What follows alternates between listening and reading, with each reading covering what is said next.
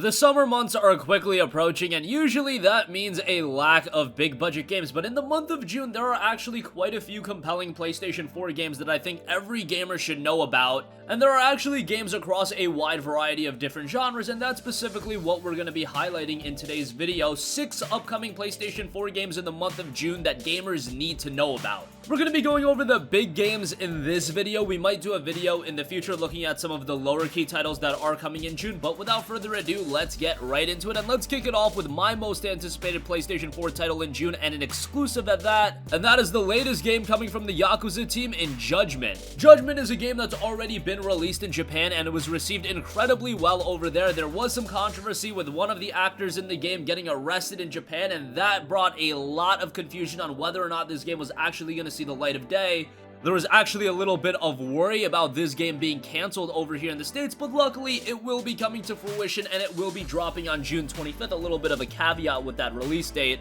We'll get into that in a little bit, but yes, this is a game coming from the team that brought you Yakuza. However, it's also very different. If you haven't played the Yakuza games, you can jump right into Judgment and have a great time with it. It's its own story, and it centers around the gritty tale of disgraced attorney Takayuki Yagami and his quest for redemption. He's haunted by his past, and he takes up arms as a private detective, clawing his way through Kamurocho's underground crime network to investigate a string of grisly murders. It's described as a psychological thriller. The balance between justice and mercy teeters on the edge, and expect an incredibly mature game at that as well. Do remember that the former Yakuza titles, a lot of them technically left a lot to be desired, but in the case of Judgment, this is a game that's been built ground up for the PS4.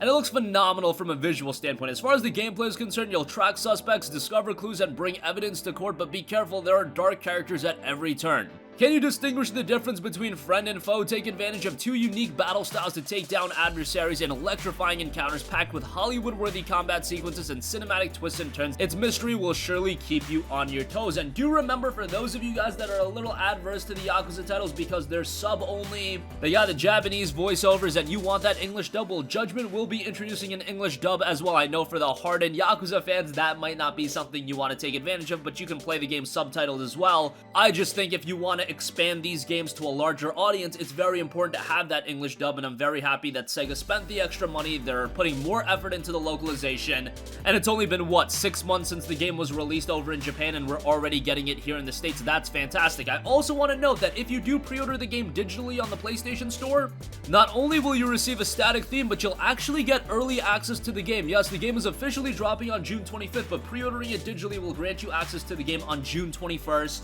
I don't know if that's a business practice I want to see become a normality in gaming, but I do want to mention that, and if you are eager to play Judgment, you can get it a little bit early by getting the game that way. Alright, next up, here's a re-release of an open-world RPG in its definitive form, and that is Kingdom Come Deliverance Royal Edition. This is something that I'm incredibly excited for. Yes, I've already played Kingdom Come Deliverance, but I want gamers to give this game another shot, and Kingdom Come Deliverance did have its issues back at launch. The majority of that coming from a technical side of things. Visually, it looks stunning. However, there were a lot of bugs and glitches, and whatever the case may be, now it's a more refined experience. Is it perfect? No. But as far as the bugs and glitches go, that has been mitigated to an extreme degree, and the game itself is a story-driven open-world RPG that immerses you in an epic adventure in the Holy Roman Empire. The story is fantastic, and it has you avenge your parents' death as you battle invading forces, go on game-changing quests, and make influential choices, explore majestic castles, deep forests, thriving villages, and countless other realistic settings in medieval Bohemia. That medieval century Bohemia setting is awesome,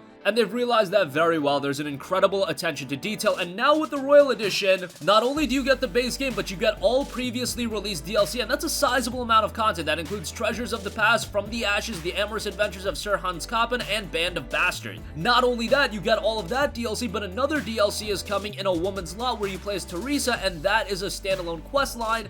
That'll be included with the Royal Edition as well. So you got all the content from the base game, you've got the updates that they've made, you've got the DLC, and best of all, you're getting the game at a cheaper price point. It's not going to be released at a full $59.99. They probably could have gotten away with a $49.99 price point, but they're bringing this out at $39.99. That is awesome. And I know this is a game a ton of you guys missed out on when it was released early last year. The reviews were a little bit mixed at the time, but again, the game has gotten so much better. You're getting it at a cheaper price point, and even if you don't pick it up day one, at the very least, keep your eyes on it, and maybe by the fall during Black Friday, it'll be down to $20, and could you imagine that? KCD Royal Edition with all that extra content for $20, that would be a great deal.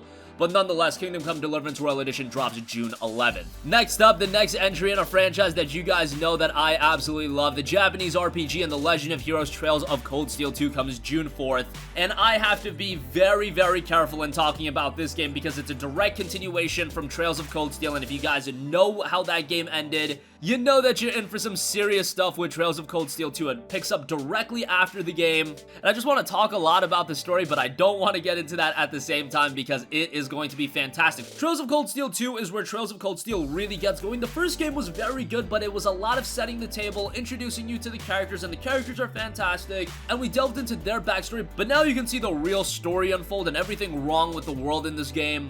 And since those characters have already been refined in the first game, you already have that general attachment to the game, and it just makes Cold Steel 2 an awesome experience. Expect a lot more twists and turns out of this one.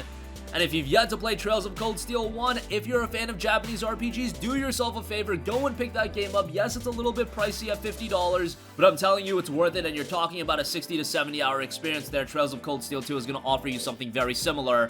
And then we also have Trails of Cold Steel 3 to look forward to by the end of the year. Hopefully we'll get Trails of Cold Steel 4 sometime in 2020, and that does encompass the entirety of Trails of Cold Steel. But Trails of Cold Steel 2 will be officially dropping June 4th. Next up, we have a highly anticipated racing title in Crash Team Racing Nitro-Fueled. That's going to be dropping on June 21st. Kind of a great time for arcade kart racers. We have Crash Team Racing Nitro-Fueled. We got Sonic Racing earlier, but June will bring Crash Team Racing Nitro-Fueled, and this is going to add a lot of new features that weren't in the original Crash Team Racing. Of course, it's 2019 and you've got to have online multiplayer, and online multiplayer is going to be there. You can also choose between different karts.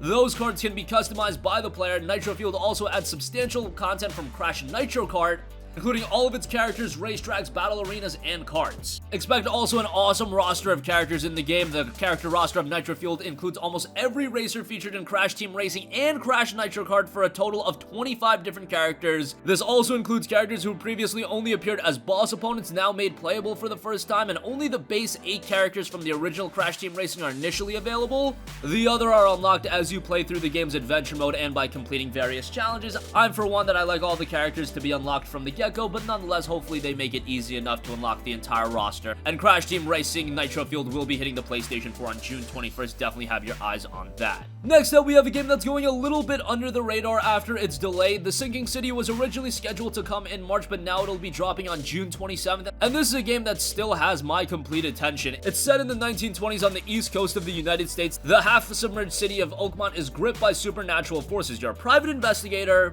trying to uncover the truth of what has possessed the city and corrupted the minds of its inhabitants and yours. You play as an investigator, however, he's got a little bit of a twisted mind, going through a breakdown, and that should offer a very compelling experience as playing as a character that does have his own demons. You're trying to fight off those demons throughout the course of the game. I think that's going to offer a pretty interesting experience, and the Sinking City is a game I think a lot of you guys need to know about. Yes, it is releasing at a full $59.99, which might be a little bit of a high price point for a lot of you guys to pick up, but nonetheless, one to keep on your radar. Maybe down the line, if it's down to that $30 price point, it'll be a great pickup then. But the game definitely has my interest, and I think a lot of you guys will be captivated by it as well. Again, The Sinking City drops June 27th. And lastly, here's a game that's been long awaited, originally kickstarted, but now it's nearing completion. Bloodstained Ritual of the Night comes June 18th. Koji Igarashi, producer behind the Castlevania games, is back with something that a lot of people will compare to Castlevania, but definitely has its own unique style. Bloodstained Ritual of the Night follows the protagonist Miriam, an orphan who was taken in by an alchemist guild and subjected to experiments that cause her to crystallize as a result. Bloodstained Ritual of the Night had me really skeptical from the get-go, just on the basis that it was a Kickstarter game, and I was so excited for Mighty No. 9, and we all know how that game turned out, and the initial gameplay of Bloodstained Ritual of the Night did look a little bit shoddy. However, they really won me over with this one, and they even pointed attention to the original shoddy gameplay in showcasing the differences between the original gameplay and now the final build. It looks fantastic, and if you're a fan of Castlevania games, if you're a fan of the Metroidvania playstyle, Bloodstained Ritual of the Night is definitely going to be up your alley. It also looks like it modernizes that formula, so this has me incredibly compelled as someone that was a big fan of the Castlevania games, played those titles on the PlayStation 1, on the Nintendo DS, and they were so good. I'm hoping Bloodstained Ritual of the Night can not only harness the quality of those games, but can also create something new and unique for newcomers, and everybody can enjoy it across the board. We'll find out as Bloodstained Ritual of the Night hits the PS4 on June 18th. And that's gonna conclude this video. Again, June isn't traditionally seen as a month with big game releases. However, this June, there's a lot of exciting titles. I think Judgment is gonna be a great game. The Sinking City has my interest. If you're a racing fan, Crash Team Racing Nitro-Fueled is gonna be awesome. JRPG fans can look forward to The Legend of Heroes Trails of Cold Steel 2 as long as you played the first game. Yes, it does have a recap video, but a 7-minute recap video is only gonna do so much versus playing a 70-hour JRPG. Kingdom Come Deliverance Royal Edition is gonna be awesome, and Bloodstained Ritual of the Night, everybody's excited for that. That's gonna conclude this video. Let us know, what games are you planning on picking up in the month of June, if any, and sound off with all of your thoughts in the comment section down below. Thank you for watching, and goodbye.